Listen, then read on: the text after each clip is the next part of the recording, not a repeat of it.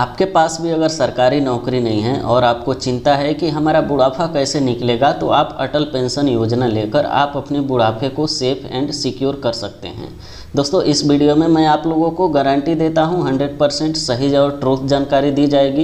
ये वीडियो देखने के बाद आपको कहीं और जाने की ज़रूरत नहीं पड़ेगी। तो चलिए वीडियो को हम चालू करते हैं और देखते हैं कैसे अटल पेंशन योजना आप ले सकते हैं। अटल पेंशन योजना लेने के लिए आपके पास एक आधार कार्ड होना चाहिए और बैंक में खाता नंबर यानी कि अकाउंट नंबर, सेविंग अकाउंट होना चाहिए। अगर आपके पास नहीं है तो किसी भी बैंक में आसानी से जाकर आप लोग सेविंग अकाउंट ओपन कर सकते हैं।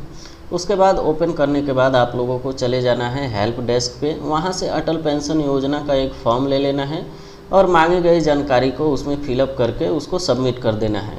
अब हमारा अटल पेंशन योजना खुल गया है, एक्टिव हो गया है। अब हम समझ लेते हैं इसमें कैसे कैसे और कितना पैसा हम लोग डालेंगे।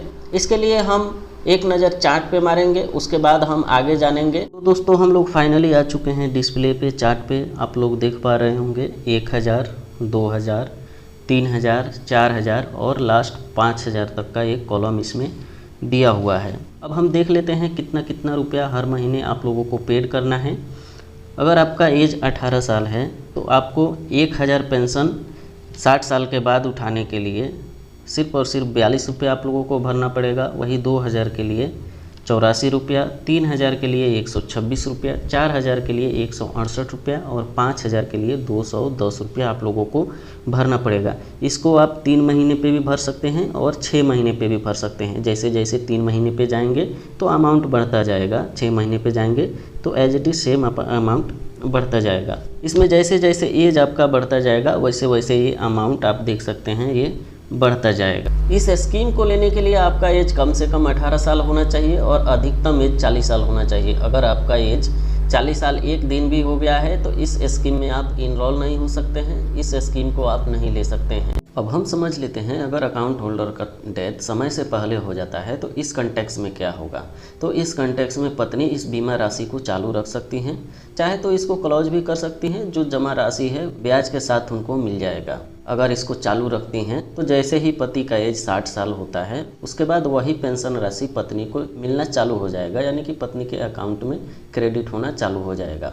अब हम देख लेते हैं अगर अकाउंट होल्डर का डेथ समय से होता है यानी कि 60 के बाद होता है। सपोज अगर 65 के एज में होता है और पत्नी जीवित रहती है तो 65 के एज में जैसे ही पति का डेथ होगा तो वही सेम अमाउंट पत्नी को मिलना चालू हो जाएगा। और जैसे ही पत्नी का डेथ होता है यानी कि सपोज आप उदाहरण के लिए मान लीजिए 70 के आसपास डेथ होता है तो जैसे ही पत्नी का डेथ होगा तो यही सेम अमाउंट, अगर आपने 5000 का प्लान आपने चूज किया हुआ है तो ये 8.5 लाख रुपया नॉमिनी को यानी कि बच्चे लोगों को आसानी से मिल जाएगा।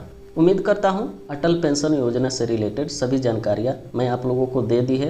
अगर इसके बावजूद भी आपके मन में कोई सवाल रह गए हैं तो अपना विचार कमेंट सेक्शन में ज़रूर डालिएगा। मैं कोशिश करूंगा पूरा रिप्लाई देने के लिए। धन्यवाद।